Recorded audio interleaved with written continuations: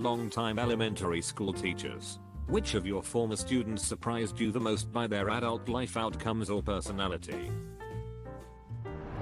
I taught in a low-income, high immigrant community for my entire career. I loved where I taught and still have tremendous fondness and admiration for the community, as powerfully challenging as it was to teach a population with such limited resources. I had a student in 3rd grade who was sweet, kind, and goofy, but the typical never do homework, mediocre to poor grades type at the time.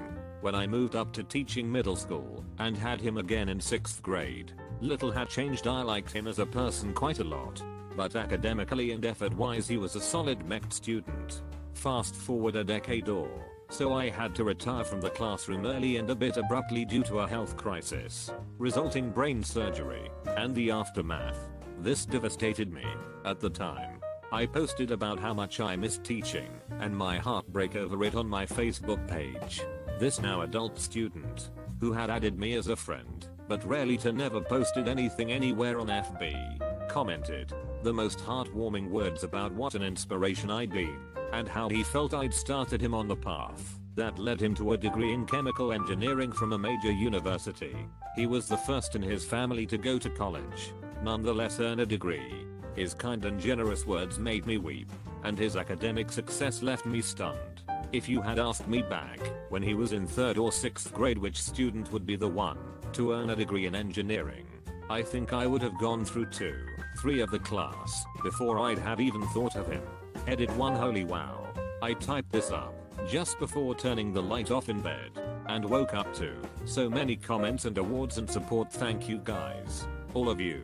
Probably because I'd recalled this memory just before going to sleep. I had a rather vivid, somewhat desperate dream about teaching and being back in that community with all of my current health issues. I was trying so hard and found myself literally lost in the town, using my broken Spanish to try and find my way and encountering former and current students who helped me along.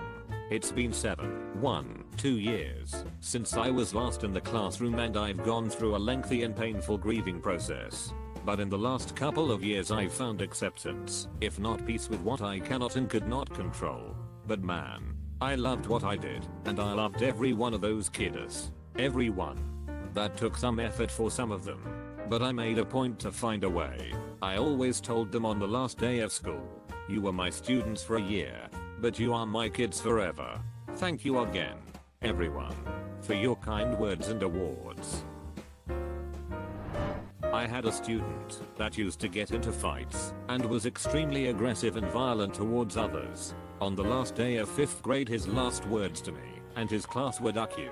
Many years later he came back to the school I'd been teaching at and looked for me so he could give me a big hug and apologize. In his words, "I was garbage when I was here. Thank you for putting up with me, and I'm sorry." I cried like a baby. I was so proud of him. The student whose social skills were non-existent and whose academics were equally as troubling is in college taking nuclear physics. I swear he was easily like 3 grades behind when I knew him in primary junior grades Canada. I'm not one of these great success stories, but I'm back home visiting and actually ran into my 3rd grade teacher at Starbucks. I was working on my laptop WFH, but my parents' Wi-Fi is crap, so I work at Starbucks when I visit. I saw her sit down and it just kept bugging me why she looked so familiar, because I swear, when I was in 3rd grade I thought she was at least in her 50s, so she would have to be like in her late 70s now or something like that. Chalk it up to a child's memory. Anyway, when I noticed she was getting ready to leave, I asked if she was me's 3rd grade, and she said yes with a kind of confused tone, and I explained who I was and that she had been my teacher. She was so excited to see a former student and kept thanking me for taking a chance and saying hi to her, and that she wished more students would do that because she loves getting to hear about her former students' lives. So I guess, if you are on the other side of this question and you see a former teacher, don't be afraid to reach out and just say hi, explain who you are, and just thank them for their role in your education. She remembered me as the little girl obsessed with acting and reading. Still true today. I started in elementary school. One of my first students I had when she was in 3rd grade Her father was abusive when she was younger and mom left him and was raising her on her own. But her mom was also heavily involved in gangs. She was very behind compared to the rest of the kids, but she was always very helpful to the other children, me, and the staff. I had a soft spot for her, and she ended up being one of my favorites. Teachers will often say they don't have favorites, but that's a lie. A couple years later I was moved to 5th grade, and I had her again. She was struggling a lot by this time, but still, I never gave up on her, and she never gave up either. Later, when she was in 8th grade, I was moved to middle school, and once again, I had her again. By this time her mom's lifestyle had an influence. She always wore red, threw up gang signs, and used to get into a lot of fights at school. One thing that was different was she had caught up academically with the rest of her peers, and actually even surpassed many of them. She used to come by after school and started seeing me as a mentor, and we had a connection, as I too was heavily involved with gangs in my teens and early 20s. When she moved on to high school, she kept in touch. Her high school was across the street and she used to come by after school all the time to check in. She eventually got involved in student body, became the senior class president, and was on the honor roll all 4 years. She got accepted into all 8 colleges she applied for. She is currently on a full ride scholarship at Stanford University and plans to continue with graduate school. She is very involved with the community too. She is currently a waitress, but is planning on doing big things. I'm so proud of her. I guess my mom might count, since she's worked at the elementary school I attended since 1993. But she recently told me about one of my elementary school classmates. I was actually pretty good friends with him, but I thought he was a bit slow. And apparently, he had been evaluated for learning disorders several times in early grade school. He apparently just started a surgery fellowship at a prestigious hospital in Philadelphia. He definitely worked very hard in grade school and middle school. And now that I look back, he definitely sought out the smart kids in class and tried to befriend them and see how they thought. Not me, but know a guy. Lovely quiet chap who lived to draw. Teacher said his work was no good. Went on to be a senior effects artist and later works for a major computer games company and can of course draw.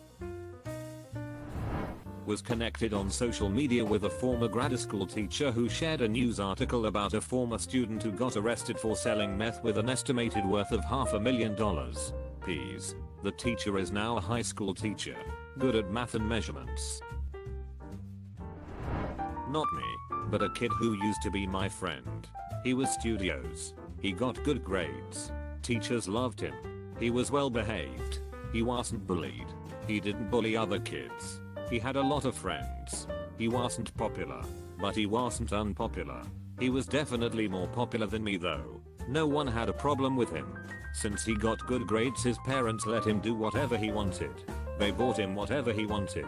He had the latest video games and consoles as they came out. We loved sleeping over his house because we could stay up all night, jump on the trampoline at 2 in the morning, and we didn't even have to sneak out for mischief. We could just walk out the door. Anyways, he moved in 8th grade. I was sad. A couple years back someone sends me a Facebook message of a local article. This guy stabbed someone 23 times and is awaiting a murder trial. I have no clue where his life took a hard left turn, but it did clearly. My brother was tutored by an elementary school teacher, and he was a complete mess of a student as a kid. She was helping him transition from a top prep school to public school, because the preppy school didn't feel he would ever amount to much in their care. She tried several methods to keep him organized and help his reading skills to no avail. She continuously checked in with his teacher, worked at the same school, to see his progress and constantly had to talk to him on behalf of the teacher. Everyone loved him. He was just an utter mess. We ran into her a year ago and got to tell her that he got a full ride to law school at an Ivy League school. Blew her mind. But proof that some kids thrive in different learning environment.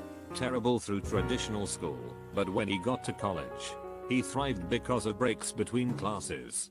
Time to study. Picked his classes which were focused than trying to cover 1,000 topics in a year, and got to know his teachers. Thank goodness for my parents holding out hope all those years, haha. Not an elementary school teacher, but as a former child, I have something to say for Mr. Farley. Duck you, Mr. Farley, in good at drawing. Not a teacher, but my best friend in high school was the most picked on kid in a high school of 4,000 students. He definitely wasn't much of an academic and seemed destined for barely getting through life. He's now worked his way up in fast food, has franchised a couple Dairy Queens, and worked for Homeland Security in between. I teach English as a second language, and I had a kid who spoke Arabic who barely could master English in the beginning, to be expected of course. Well, 8 years later he's on his way to being an astrophysicist. He came to school to find me to tell me last year, and I've never had a prouder moment teaching. He told me I was the only one who believed in him. Edit. Wow. Thank you so much for the awards and sweet comments. They mean a lot to me after an exhausting year of remote and hybrid teaching. If you're thinking about reaching out to a teacher, totally do it. We've had a crazy year, and I bet $1 million it would mean so much to them. And for all my ESL and multilingual kiddos in this thread, I'm so proud of you. I've been on our PTA for a long time. Does that count? There was a very skinny, quiet kid who was super smart. The other kids picked on him quite a lot, but he never stood up for himself. I always thought he would work for NASA or something as he was so smart. I saw his LinkedIn a few months ago, and he is now a prison officer at a maximum security prison. Not mine, but my mom's story. She used to teach the second grade, and there was a kid who was ruthlessly bullied because he had another finger on his hand. He didn't come from a very good background and had to work jobs in the middle of school for his family. This is pretty common for low-income families in India. He was shouted at by the principal as he missed like half of the school, so my mom told him to come to our house so she could tutor him every few days. He's now studying mechanical engineering at a very prestigious university in India, and reached to my mom on Facebook and thanked her. I had to be tutored for reading during elementary school. The same teacher came to my house after school a few times a week to help me. Years later, my mom ran into her, and she asked how I was doing. She was so incredibly happy and shocked to hear I was an English major applying to library science graduate programs. Consider subscribing if you enjoyed this video, and if you want to see more of Reddit Universe,